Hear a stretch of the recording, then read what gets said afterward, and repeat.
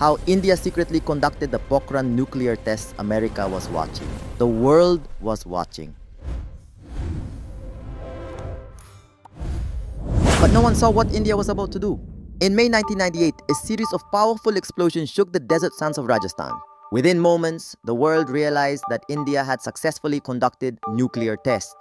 The shocking part was that some of the world's most advanced spy satellites had failed to detect the operation. So, how did India pull off one of the most secretive missions in its history? Who tried to stop it?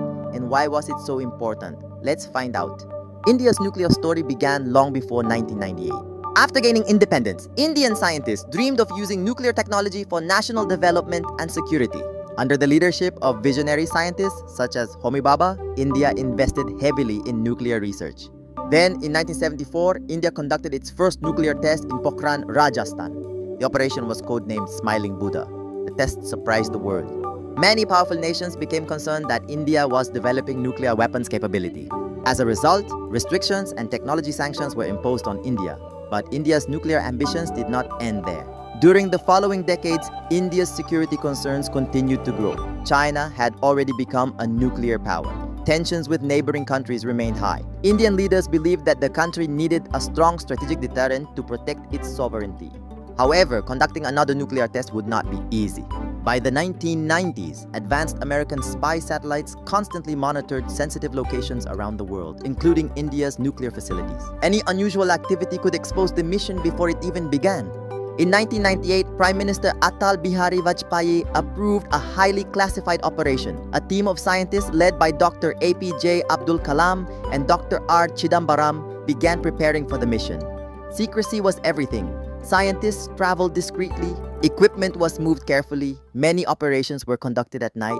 Workers minimized visible activity to avoid attracting attention from foreign surveillance satellites. Even within the government, only a small number of people knew the full details of the plan. Every step had to be perfect. One mistake could expose the entire operation. Finally, on May 11, 1998, the moment arrived. Deep beneath the desert sands of Pokhran, nuclear devices were ready.